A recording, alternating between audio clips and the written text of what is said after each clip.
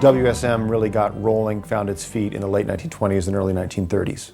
And that's when radio was the #1 form of entertainment and news. And radio stations then did not stick to formats like they do today. They were general purpose broadcasters that would produce live programming across all genres of music and sermons and lectures, and it was a really very diverse programming day. In Nashville, WSM not only had a really particularly strong talent pool to draw from here in Nashville, musically speaking, but they had a kind of an ethic about them that they were going to do everything sort of first class. They invested heavily in their studios, and they built a studio that they said was state of the art in the South, and they bragged how great it was and how it was as good ever, better than WSB in Atlanta and so forth. So they clearly really wanted to mean something to the community and deliver the highest possible quality. So they pursued classical music from the music academies that were in town. They put on the Fisk Jubilee Singers regularly in the early days, already well-established Negro spiritual group from Fisk University. They put on the Nashville Symphony live from the War Memorial Auditorium, and a variety of things from the Ryman, both speeches and music. And country music you would have only heard in those days on Saturday nights during what first was called the WSM Barn Dance and eventually became known as the Grand Ole Opry. I had a time when I was working out of the Charleston office to work down around Logan, West Virginia, and Gay, West Virginia, and the coal mines down there. And those people, when you talked about the Grand Ole Opry and country music, I mean, that was to them, that was the ultimate.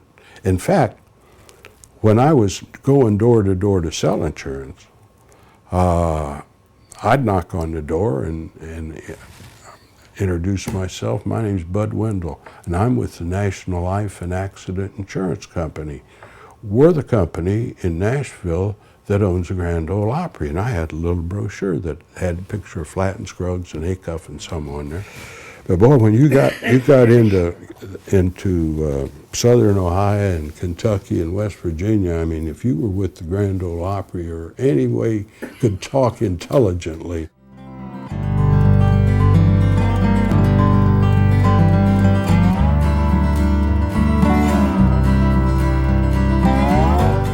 The Air Castle of the South was the station's slogan from the early 30s on. They'll still use it from time to time, and I like it when they do.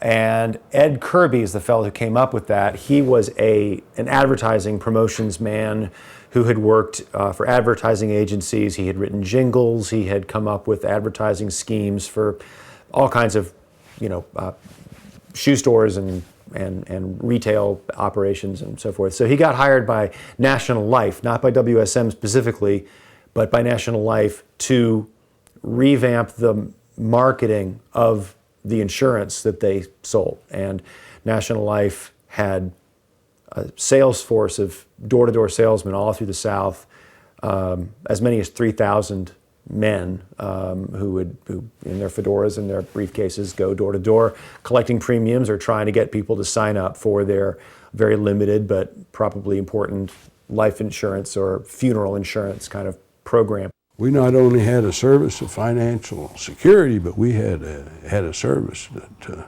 I'd like to talk to you about, and we used needles, and then we had flower seeds. Packets of flower seeds, and all we sold was weekly premium insurance, and we could sell it for as little as $0.10 a week. That was the way we did business. Kirby had the notion that they could use the radio station much more effectively than they had been doing.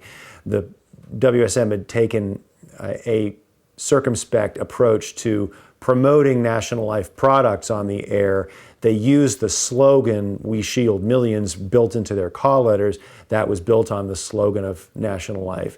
And they used the Shield logo, but they did not, until the early 30s, really, in a forward way, advertise the insurance. With Kirby, he did so more aggressively. He built shows around the themes of family security and shielding, and he came up with a show called Stories of the Shield that set dramas of chivalry and knights daring do to in a kind of radio drama format. And the implication was that the company will shield you if if you have a loss in your life or you're put out of work. And it's kind of interesting early example of cross marketing. He didn't invent cross marketing, but he used what we now kind of take for granted as a merging of media and marketing and content, and now we'd call it branded entertainment. And he just called it a living.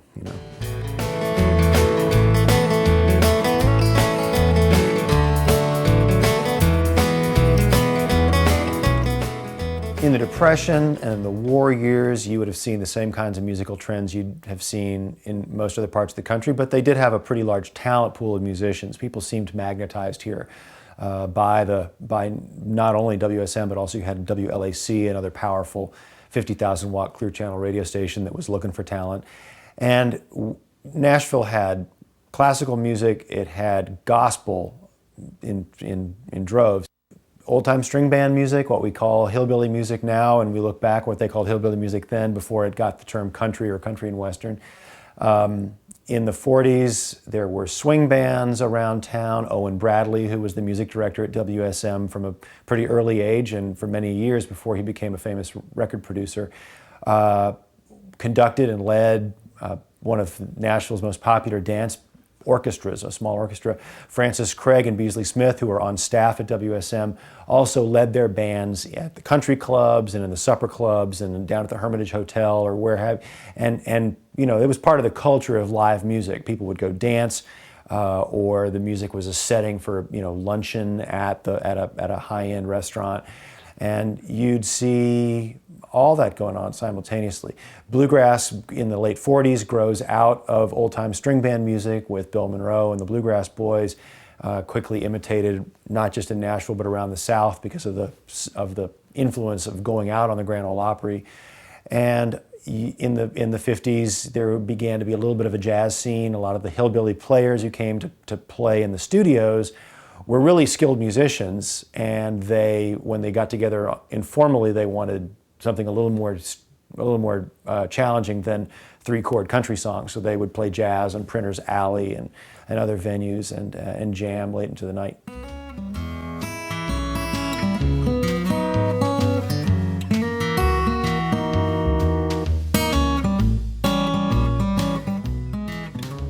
One evening, Cobb was on NBC setting up a live show from the WSM studios for the national broadcast. And he just sort of blurted out, it is said, live from Nashville, Music City, USA. And his boss, Jack Stapp, called him in, and he thought he was in trouble in some way. And Jack Stapp said, "That was brilliant. Use that again." And they began to pepper their announcements, their day-to-day with that phrase, Music City, USA. And it got picked up in some songs, especially an R&B number that's pretty great, that sort of gives a little portrait of the city in 1950, 51 as a place that's got jump R&B music down on Jefferson Street and the country music and all the things we've been talking about. But it got picked up by the culture, of course, and was part of businesses. You saw Music City, hubcaps and Music City Laundromat, and it really it stuck as well as any city identity I think ever has in American history.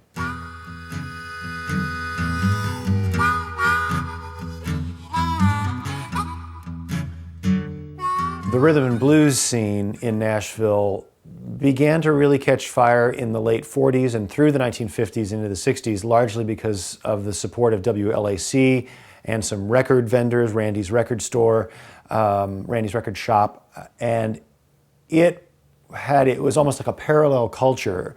The musicians would dabble in both. The audiences mixed less so, but eventually as you get into the 50s, you start to see that. And of course, that's the ferment that if you look at the larger South becomes the basis for the birth of rock and roll. But Nashville's Jefferson Street had clubs that now, in retrospect, were really important and famous. Etta James cut a seminal live record here in town. And Ray Charles came through regularly. I was part of what they called the Chitlin Circuit. And Jimi Hendrix famously got a job here for some time, and as he said, really learned his chops on the guitar on stages on Jefferson Street.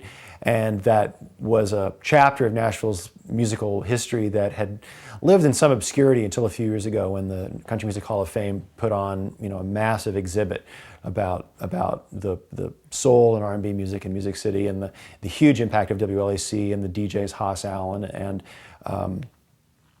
John Richburg and so forth, who promoted the music on overnight radio and helped people, both audiences and future music stars, hear that music, that really important sort of American birthright music that became rock and roll and jazz.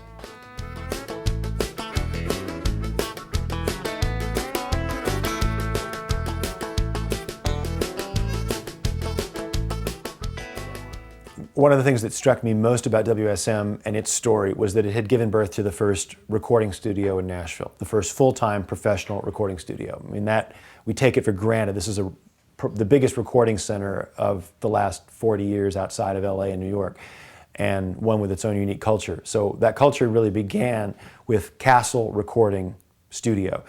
It was launched as a moonlighting venture by the engineers at WSM, the guys who put the microphones out and who made the signal work on the air. By 1946, the post-war years, they'd gotten their job down pretty much to a science, and there were a lot of them. WSM had more staff engineers than most radio stations and groups employ today. So the engineers said, this is ridiculous to watch these Opry artists go to Chicago or New York to record, where they would encounter recording studio setups and engineers who really had no idea, in fact looked at with some degree of confusion and contempt at the hillbilly musicians. And they were like, well, they could stay in town, they'd get good sound, and we've got these studios here that are often unused. So they bought a disc lathe recorder, a big thing that carved a track in a platter, and set up in the WSM studios, and they asked their boss, do you mind if we make records on our off hours? And he said, as long as it doesn't interfere with your work, fine. And they began to do that. It became so successful that they had to find space down the street. They moved into an old ballroom at the Tulane Hotel, just a block or two away from WSM's studios, and tricked out a pretty nice room that people worked in for 10 years. And during the late 40s, right around 1950, 51, 52, if you look at the charts, as many as half of the top 10 and 20 country singles were cut at Castle. And it was only in the mid-50s that then WSM boss Jack DeWitt said, this is a little out of hand. We've got too many people sort of building their own businesses out of WSM's connections to the Grand Ole Opry, and everybody's got to choose. You're either on your own or you're a WSM employee.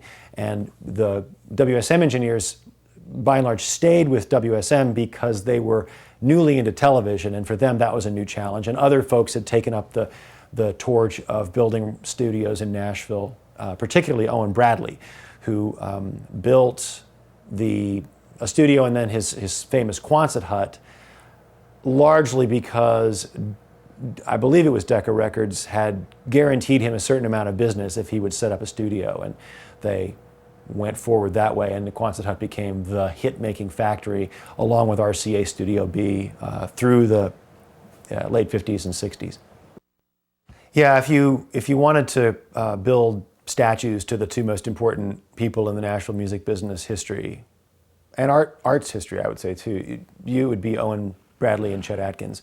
They have fascinating, almost parallel lives, or lives almost in reverse. Owen Bradley came from a big band background, kind of a middle-class home, and when he went into music, did so with a kind of formal music education and knowing how to write charts, and really came from sort of, his background was pop. And Chet Atkins is a true rural hillbilly picker from Luttrell, Tennessee, who, when he moves to town, is working with the Carter family, the seminal country music and folk music act.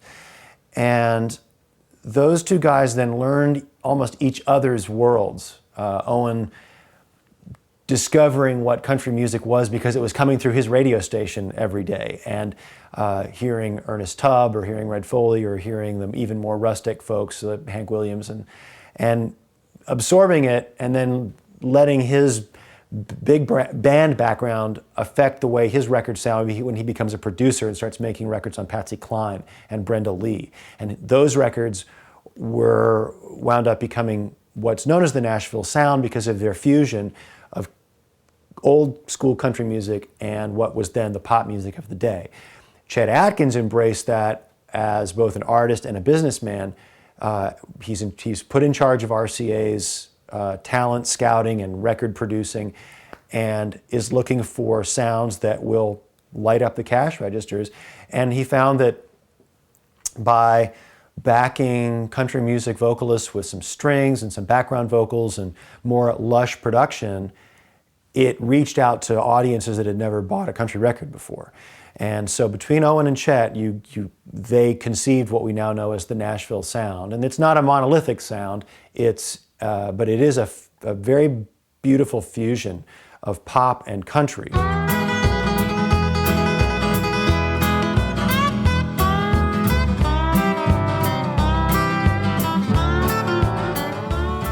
I don't know if you all remember Marty Robbins, and he always played the late show, the 11:30 show, for two reasons. One of the reasons was he liked to race cars out at the track here, and he could, and had been known to get out of the car at 10:30 to make sure he got to the Ryman to do his 11:30 gig. But he also knew that the later in the evening, the signal gets stronger and goes further. So the greatest coverage is the last show, which he knew. But Marty loved people, and he had fans, loved to play to the fans. And so finally after and I don't know why, but today they seem to adhere very tightly to the clock. We didn't. And it was not unusual for us to run over 30 minutes or sometimes an hour into Ernest Tubbs' record shop, and Ernest would be over there saying, "When are you going to send it over here?" But at any rate, when Marty was on, and he'd say, "Ernest, we're going to send it to you pretty soon. Just bear with us, and he'd do another song, and then the fans would scream and yell. But when the show was finally over, Marty would go out on the Fifth Avenue side of the Ryman, and lean up against one of those doors until he had signed every autograph of every person that was willing to stand there and wait. And then we go to the pancake pantry and have pancakes. When I went over then to WSM, and National Life said they were going to tear the building down, I moved over to be closer to the broadcast facilities and so forth. But I rode the bus quite a while down Gallatin Road and all that traffic. And there weren't the interstates, of course, that there are today. And we still had the speakeasies down at the 216 Club. All sorts of things that we don't have today. And the downtown was a B&W cafeteria and some wonderful places, Harvey's, good department store. It was totally more of a small city. Initially, we sold tickets down there off of a big roll of tickets. Same thing that I guess maybe I don't know, anybody uses them anymore, but you could buy big rolls of tickets. Theoretically, when they start selling the tickets, the people selling them were supposed to write down the number of that ticket, and then in whatever it was, 2,900 tickets later, you're supposed to stop. Well, frequently they'd forget, and they wouldn't, or they'd make a mess up. So we'd have many more people than we could get in, and they had tickets. And we'd raise the backdrop and run them on the stage and let them stand on the stage, several hundred of them standing on the stage behind the artists, and which didn't bother the artists at any. I mean, they're performers, but here people were getting a thrill of a lifetime to stand there during an Opry performance, and it was because we screwed up on the ticket sales is what had happened. But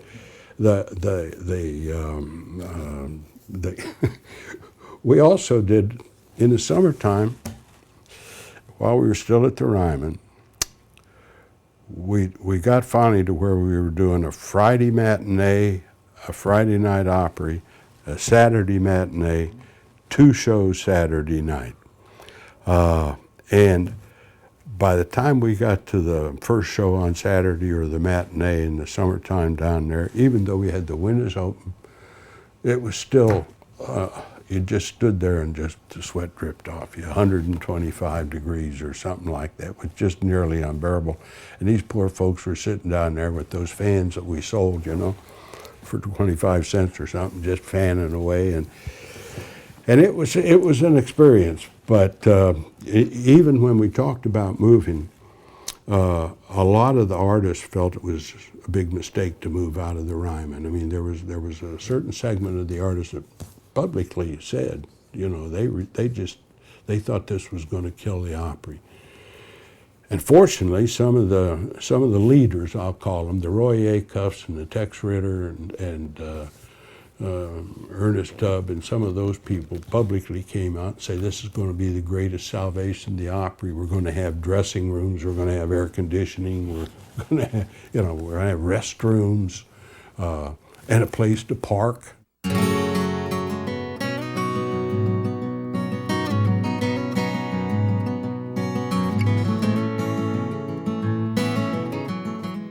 We were obviously very early in the design and creating of Fanfare, which is now called a country music festival. But again, it was rolling the dice. I was running the Opry when we started that, and I went to all of the all-night disc jockeys. At that time, the major big stations like WSM and WWL and WHO, they all had a nighttime disc jockey, and all they played was country music. Huge promotion for it. So I spent a week and went and spent all night with each of these fellows talking about Fanfare, hopefully that we could create some interest and excitement. And so the first year that we did it, we also, from a selfie standpoint, we're trying to create an event for the opening of Opryland each year. And we thought this will be it. We'll have Fanfare and we'll open the park, and man, what a great thing. Well, turned out we decided to do it with the opening of the park, and the park was opening somewhere in, I guess, April, as I recall. Anyhow, schools were still in, and we didn't draw the crowds that we thought. We promptly decided to move it into a week after school was out. But it started out very, very small. The first few years, I don't think we had 3,000 or 4,000 people. But each year it grew, and each year it grew. And the fan clubs were a very important part of it.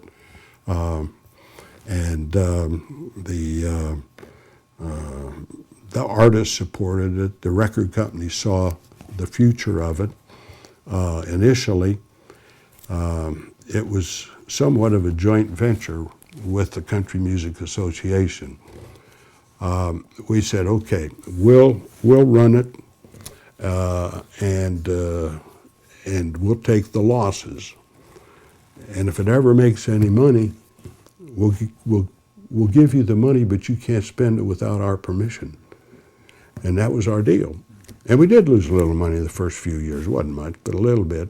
But finally, it started to grow and grow and grow. And we brought in a bunch of guys, Texas Chuck Wagon Gang from Odessa, Texas, to feed everybody. Because there wasn't any caterers here big that could handle the crowds, and those fellows could.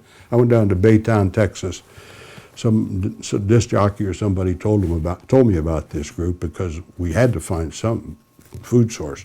Went down there and they were feeding 15,000 people at an offshore oil well meeting, and I saw these are our guys. So we had them come up every year, and they did it. They were great, colorful and good, served good food. But we continued on running that and being responsible for it until I retired. When I retired, well, I decided that I wasn't that comfortable with my successors, that they would handle fanfare quite the way I wanted to, so I gave up our control of the money and just gave it over to the Country Music Association. And they've taken it off in a much bigger direction than it was, and it's been a great success story.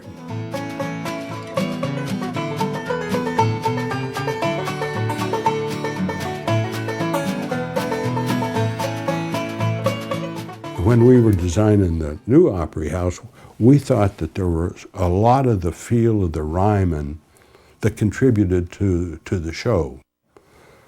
For example, we wanted to make sure we had pews, and we did. We had pews. We hired some acoustical people. We didn't think we could fill the new Opry House, however, to go from 3,000 to 4,400 seats, and we toyed with ideas of how we could hide the balcony and all of those sorts of things. But we hired this company to develop padding or carpeting to cover these pews that had the same acoustical properties empty as it does if a person's seated in it, because we were afraid a lot of them were going to be empty and it would affect the sound. So that went into to put the initially, and I don't think they're there anymore, but initially we built the concession stands in where you got up and you didn't miss any show and you walked to get a Coke or popcorn. We wanted to build them in just as they were down at the Ryman. And we measured very carefully the distances from the front of the balcony to the stage, which is very close to what it was or is at the Ryman, to the front of the balcony and the Ryman to the performing area. And that's what led us then to say, let's take a piece of the stage and put it in the new house. Again, we were trying to carry over some of that same feel.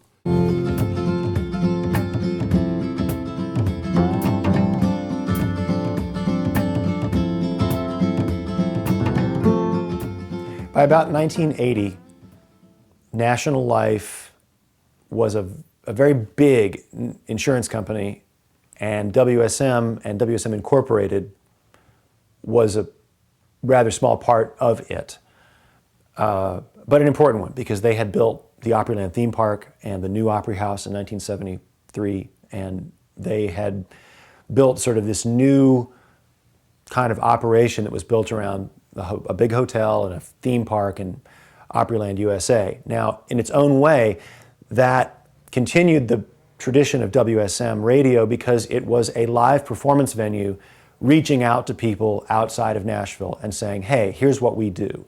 They played no tracked music in that park. It was all live music, pit orchestras with lots of auditions, and lots of people who came to town to get their first jobs in the music business at Opryland.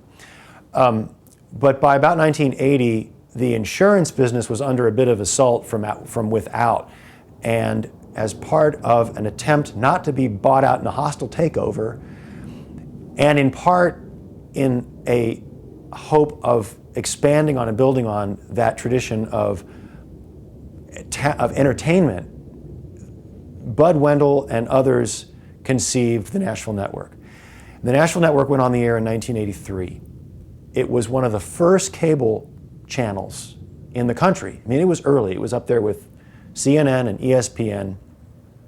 And it was kind of audacious for a company in a city to say, we're going to build a whole network around our town's identity and its lifestyle, and the lifestyle of the people that listen to the music that we make.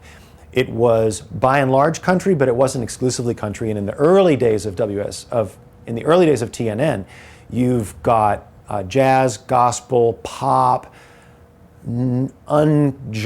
genre-free music from Nashville that might have included, Bela Fleck's progressive banjo playing and new acoustic stuff. And there were shows that had just almost like pickin' parties and great session players playing together. The American Music Shop was one that really attracted me and made me very curious about what was going on in Nashville. And it was a big success. The TNN grew very fast. It helped country music grow in the 1980s. The setup to the big boom in the 1990s was built very patiently by regular programming on TNN, and not just presenting the music, but telling the stories behind it. Ralph Emery's daily talk show on TNN was a huge boon to the music business here. But Ralph Emery was a pretty serious journalist and a pretty tough interviewer. And there were whole media coaches specialized in how to train recording artists to go on Ralph Emery's show and the kinds of questions they might expect. And pretty different kind of deal than you get in celebrity interviews now. Then it was more of somebody who had a deep background in country music himself and a deep knowledge of the business, really probing and trying to get the artist to give up something and to confess, to sort of be candid. When American General took him over, Harold Hook was the president or CEO of American General. And it was in the papers, I know, that they said when they bought the company they were going to have to sell part of it because they had too much debt in the acquisition. I had met Ed Gaylord. He owned the Hee Haw show. And I had met him, and we'd had coffee a time or two together, and I knew him, and he told me real quick that he wanted to be the successful bidder, and would I promise to stay and run the business. And I said, yeah, I sure would. And when I took him to the airport after the announcement, he and his wife, Thelma, and I asked him, I said, well, Ed, is there anything you want to change? And he said, no, not a thing. You just keep doing what you're doing. He was one of the most interesting people. I worked for him for,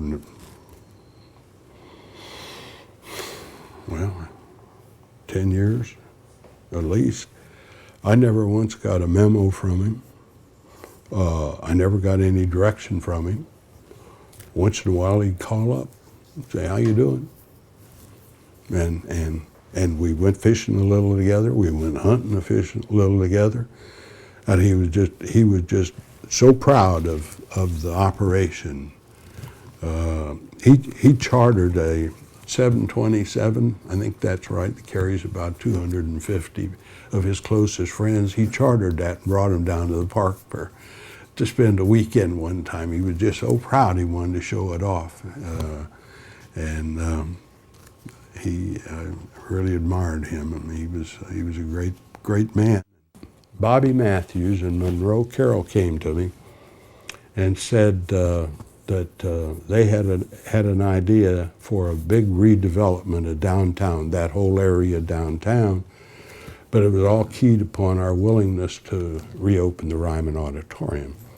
And timing was right, and I said, yeah, let's do it, and we'll build a Wild Horse Saloon too. And it was created by, I think, the MDHA, created the Ryman redevelopment area. And that was basically how that all came about. And then we hired Bobby Matthews' company to do the renovation, and they did such a marvelous job on that.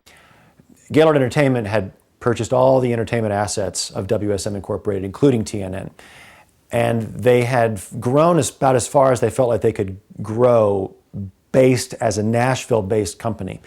They did a deal with Westinghouse, the diversified conglomerate that is the power company that we've heard of. Because Westinghouse had been in business with them for years as their marketing partner. They had done a lot of the New York deals that got the big, Coca-Colas and McDonald's and so forth on TNN as sponsors. They felt if they sold, that Westinghouse was diversifying and that they could inject millions of new capital and really take TNN to the next level. Well, in a kind of crazy accident of the new media age, Westinghouse, very quickly after buying TNN, gets purchased by CBS, which then gets purchased by the bigger Viacom Corporation, which we know today. Viacom owns MTV and VH1. They see this Nashville-based television network as a bit quaint, a bit too narrow cast, and changed its name quickly to the National Network. It wasn't Gaylord's fault what happened to TNN. And they had promises that the production was going to remain in Nashville, that nothing would change on the programming content side.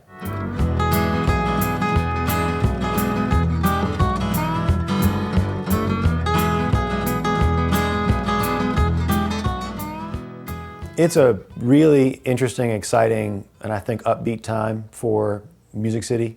Nashville has proven, after many years of trying very hard, that it's got a lot more genres in it than just country. It's broken some national, worldwide rock acts in the last few years, notably Kings of Leon, Paramore, bands that you'll see on the MTV Awards and on the cover of Rolling Stone and Spin magazine. And there had been people hoping and trying to do that out of Nashville from the 1970s on, and always a lot of close calls, but that's legitimately happened. Jack White moving his Third Man Records operation to Nashville was a real planted a flag for independent music with a very new media outlook. The major label system is clearly falling apart in some fundamental way. People will say it's dead. I don't know if it's dead or not, but it certainly is different. And the major labels, what they are no longer in the business of doing is identifying diverse, unusual, new talent that has the potential to be the next Bob Dylan or Miles Davis, or the kind of they are looking for artists that will light up the switchboards at country radio as it is currently exists, which is a very narrow cast, focus group kind of driven operation that exists within the clusters of group programmed radio by big companies around the country. There are certainly some exceptions to that. I think that I see more diversity in country music in the last 2 or 3 years, both in terms of embracing kind of more intriguing sounds from the world of pop, but also embracing traditional country music. It was surprising to see Miranda, I'll say it was encouraging and interesting to see Miranda Lambert do so well at the CMA Awards this year. I don't think we've seen a very traditional country artist do so well since the Dixie Chicks. And there's been a huge influx of young musicians to this town. They just keep coming in droves. And unlike 20 years ago, they don't all have a cowboy hat and a country song in their heart. They have the accumulated influence of the entire 20th century of American music. You see folks who want to do retro string band with a punk touch. You see guys who want to do jam band music with country overtones. You see singer-songwriters who you couldn't put in a box to save your life, and they're finding places to play here. They're finding attorneys and publishers, people to build a business base. They find refuge at Grimey's record store, one of the best record stores in the world, I'd say, playing in-store shows. It's a neighborly environment. There's very much a high-touch quality to it that acknowledges the value of the digital music marketplace and wants to work that system and sell music on that system. But it also is looking to create this sense of community and a very tight relationship between the artist and the fan, which is what, in some ways, country and bluegrass were really built upon. It's the reason fanfare thrived in Nashville and grew into the colossus that it did today at the CMA Music Festival. Years and years where the artist would sit down and the fans could line up and shake their hand, get a picture taken, feel very close. And that goes on in all kinds of genres here in town. And it's an open community. New artists, people who want to produce records or write about music, as I did, and will come here. And I think they find, if you ask good questions and you bring some humility and bring some curiosity and do your homework and come knowing something and being able to ask smart questions, I think doors fly open. Now, it's hard as it is everywhere to make a good living. I think that if you had the spirit and culture of Nashville now combined with the music business of the 1990s, it would be a truly era-shaping thing. But I think we're clawing our way back to building a new music business that's much more direct from artist through management company to consumer, and the record labels are just never going to have the kind of power that they did from the 60s to the 2000s. That era where they were the tastemakers and the anointers of who was next is very much over for the time being. They are in the star making business, they are in the star spotting business, and they do something that the independents can't do, reaching, billions of people and pumping up an artist into that, global superstar. But the amazing thing is that we've even seen evidence that an independent company like Big Machine Records, specifically Big Machine Records, can launch a superstar career in Taylor Swift and do so certainly on the major label radio circuit. They worked their artists to country radio, and the guys who work at Big Machine have long experience in country promotion, lots of relationships there. They brought some promotional money to the table, and they played the game like you have to get on radio. But they clearly have a spirit about them that speaks to not putting their artists in a box and letting the people sort of sift to the top who's going to be a big deal, and doing so with a lot of savvy. So I just think that there couldn't be a more exciting place to live and work if you are excited about music, the creative process, and it's a bright future. Yeah, I'm proud to be part of the team that puts on Music City Roots, live from the Loveless Cafe, is its full name. And it is a weekly live radio show designed very much in the spirit and after a fashion of the 1930s and 40s live radio shows that were on WSM, on WLAC, and very much focused on not necessarily Nashville talent, but the kind of music that Nashville does and does best. That is largely Americana and American roots music, extending into rock and roll, folk, singer-songwriter, definitely bluegrass and all the modern offshoots of bluegrass.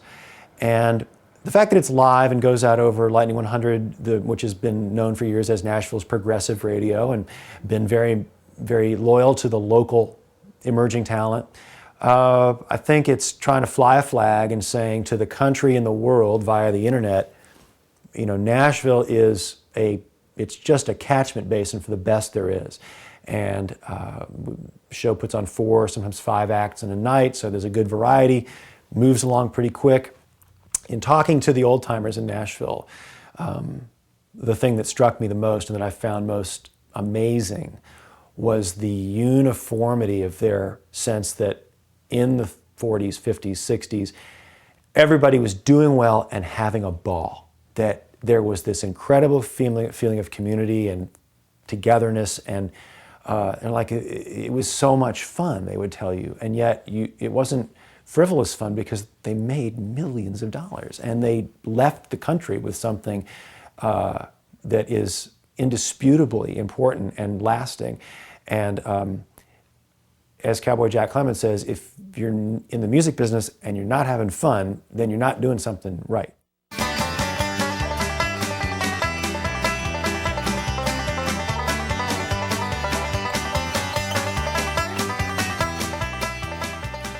I am so happy to see the activity at the Ryman, and I have seen some national publications who list small venues in this country and list the Ryman in the top 3 or 4 is the best places to play for artists. And the artists all seem to love it, and the acoustics, even though the seats still aren't padded, still hard cues. Nashville's got some historic music spaces for sure, and a pretty good club scene. I wouldn't compare it to some cities, but it's pretty good. But what's been interesting in the last few years is to see the revival of some of Nashville's most venerable music spaces. The Ryman Auditorium being the most conspicuous in the early mid-90s, a $9 million investment by Gaylord that brought that place back to its, better than it was. I mean, it's words can't describe how beautiful and important that place is. But then down on Music Row, you see this happening too, with the I don't know if it was Revival, but Studio B, RCA Studio B, became a place that people could go and tour, and a sort of a working museum, and people still make records there. And then very recently, the revival of Owen Bradley's Quonset Hut is a big, big deal. It's a building that had been surrounded by the Columbia Records, then Sony Records headquarters, and it turned into office space for a while, turned into storage space for a while, literally sat dark for a while. And in the last couple of years, thanks to a gift by Mike Curb of Curb Records, they have renovated the room and just recently started to make records in there again. And they're all figuring out kind of how does it sound like it used to, and how are we going to work with it in its modern iteration. And you see in that the deep appreciation that a lot of Nashvillians have for Nashville's past and for the intrinsic value of those rooms. I mean, they produced a lot of historic music for a reason. They sound good. And they have space where musicians can work and hear each other and play without headphones and make a performance happen. And that just adds on to the dozens and dozens of really terrific recording studios that the city boasts. And so, you know, if you want a place to play, this is the place to come.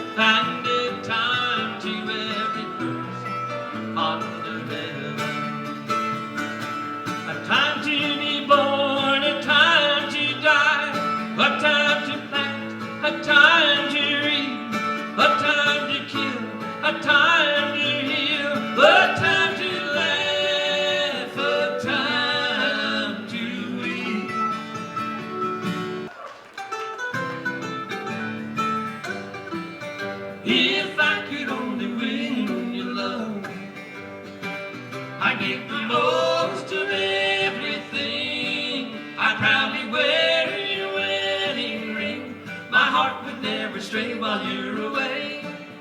If I could only win your love, I'd give my all to make it live.